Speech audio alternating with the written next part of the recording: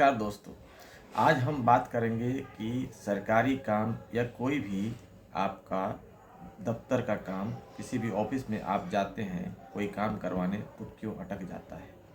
तो उसके लिए सीधा सरल उपाय क्या हो, कैसे आप क्या करें कि आपका काम तय समय पर पूरा हो जाए। केवल हम भ्रष्टाचार को दोष देकर कि हाय रे हाय, भ्रष्टाचार इतना फैला हुआ है जिससे मेरा काम अटक जाता है, मेरा काम करवाने वाला कोई दलाल चाहिए, तो ऐसी बातें जो है वह आपको हमेशा नुकसान पहुंचा सकती है। अगर आप अपने काम को, अपने आवेदन को सही तरीके से दें तो आपका अटका काम जो है निश्चित तय समय पर हो जाएगा। तो चलिए दोस्तों, बात करते हैं कि आपका सरकारी काम कैसे तय समय में सही तरीके से पूरा हो जाए। सबसे पहली बात यह है दोस्तों कि कोई भी सरकारी काम, जन्म प्रमाण पत्र, मृत्यु प्रमाण पत्र, आय प्रमाण पत्र या फिर निवास प्रमाण पत्र, इसके अलावा आप दाखिल खारिज से संबंधित आवेदन हो या कोई भी आवेदन जो आप सरकारी दफ्तर से कोई काम करवाने के लिए देना चाहते हैं, तो उसे सुचारू रूप से व्यवस्थित तरीके से लिखा होना बहुत ज़रूरी है। सबसे पहले किसी भी सरकारी दफ्तर में जाने से पहले उसकी पूरी प्रक्रिया आपको पता होनी चाहिए। वह प्रक्रिया पता होने के बाद आपको यह जानकारी जरूर होनी चाहिए उससे संबंधित आवेदन का प्रारूप क्या होगा, कैसे हम उस आवेदन को ड्राफ्ट करें, प्रारूप बनाएं और उसमें कहाँ हम तिथि लिखें, किन के नाम से संबोधित करें आवेदन को। यह सारी बातें आपके लिए जानना जरूरी है। इसके लिए किसी भी दलाल या किसी भी माफिया की ज़रूरत नहीं है।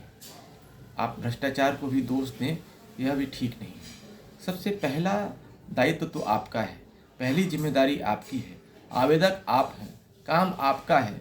तो सरकारी दफ्तर में जाने से पहले आप उस काम के प्रति जिम्मेदार नागरिक बनकर उसके प्रति जानकारी लेकर आप सही फॉर्मेट में आवेदन लिखें और आवेदन में जिस अधिकारी के दफ्तर में काम होना है उसे ज़रूर संबोधित करें।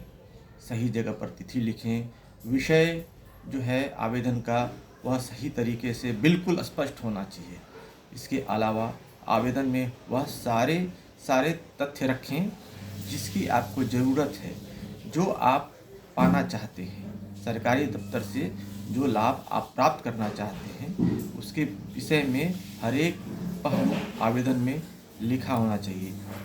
हर एक तथ्य की जानकारी आवेदन में होनी चाहिए और यह आवेदन फिर सही तरीके से सही टेबल पर भी पहुंचना बहुत ज़रूरी है। तो केवल हमने आवेदन भेज दिया और हाय रे हाय हमारा काम नहीं हो रहा, ऐसा कहने से काम नहीं चलने वाला। आवेदन अगर सही टेबल पर पहुंच गया तो आपका काम निश्चित रूप से होगा। अगर उसके संबंध में कोई ज़रूरत होगी उस कार्यालय को, तो आपसे वो संपर्क करेंगे, आपके दिए संपर्क नंबर पर, मोबाइल नंबर पर, ईमेल आईडी पर आपसे संपर्क करेंगे और आपसे संपर्क करने के बाद जो भी कागजात या अन्य तथ्यों की जानकारी उनको होगी वह आपसे मांगेंगे और आप सही समय पर उनको देंगे तो वह आवेदन जो है प्रक्रिया में चला जाएगा और आपको सही जो लाभ मिलना है सरकारी दफ्तर से, जो आप सर्टिफिकेट, प्रमाण पत्र या संबंधित चीज़ें आप चाहते हैं वह आपको सही समय पर प्राप्त हो जाएगा। तो पहली बात तो यह है कि आवेदन सही तरीके से लिखें। दूसरी बात यह है कि आवेदन को सही टेबल पर पहुंचना ज़रूरी है और उसके साथ साथ आपके आवेदन के बारे में क्या हुआ इससे संबंधित जानकारी भी प्राप्त करते रहना, यानी फॉलोअप करना भी ज़रूरी है कि क्या आपका आवेदन रिजेक्ट हो गया, पेंडिंग है, उसमें किस तरह की ज़रूरत है।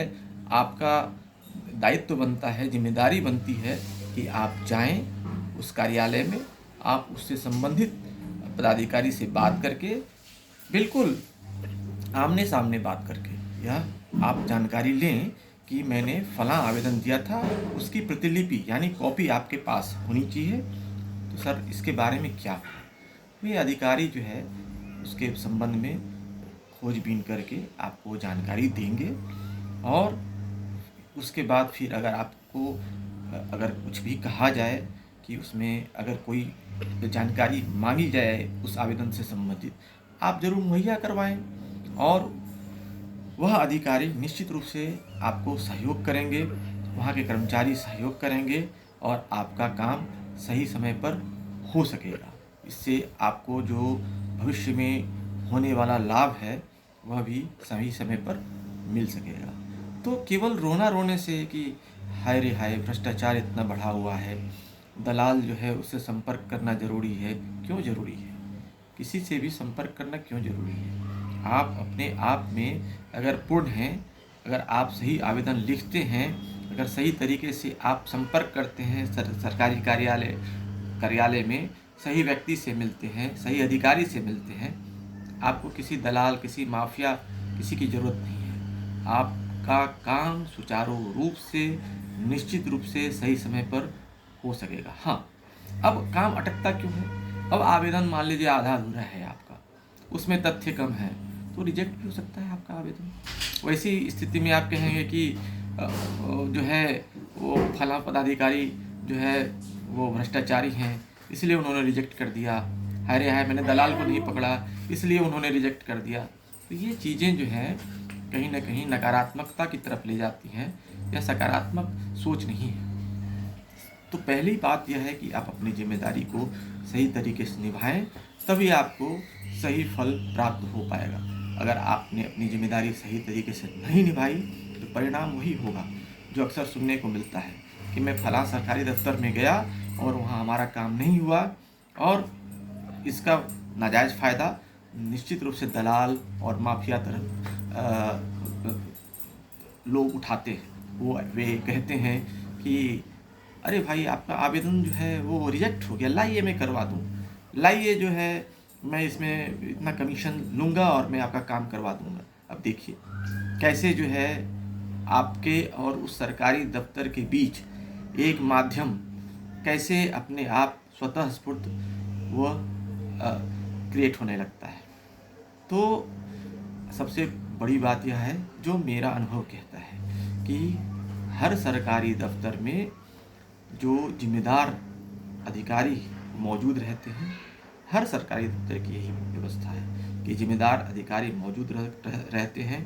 वे हर एक व्यक्ति से मिलते हैं और उनकी बात सुनते हैं। हाँ, अब आप कभी भी जाएंगे और वो आपसे मिल लेंगे, आपकी आवेदन को देख लेंगे, सुन लेंगे, ज़रूरी नहीं है। सबकी अपनी जिम्मेदारी है। तो अगर आप जाएंगे, देखेंगे सरकारी दफ्तर में सरकारी पदाधिकारियों के आम लोगों से मिलने का समय फिक्स होता है। कहीं कहीं यह समय जो है लिखा होता है कि आम व्यक्ति हमारे पदाधिकारी से दोपहर बाद 4 बजे से 5 बजे तक संपर्क कर सकते हैं।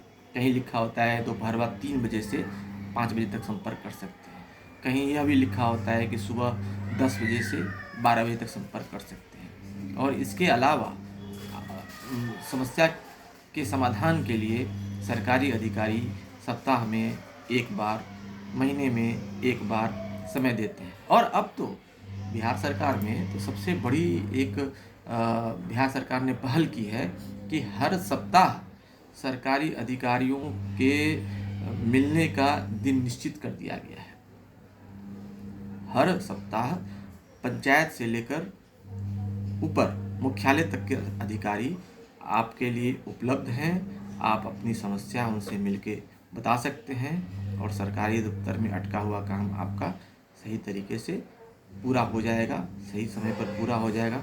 सोमवार और शुक्रवार का दिन निश्चित किया गया है। तो दोस्तों, आज हम बस इतना ही इस वीडियो में बात करेंगे। आप इसका लाभ उठाएं और अगले वीडियो में हम किसी नए विषय के साथ फिर मिलते हैं। हमारे चैनल को लाइक करें, सब्सक्राइब करें। धन्यवाद।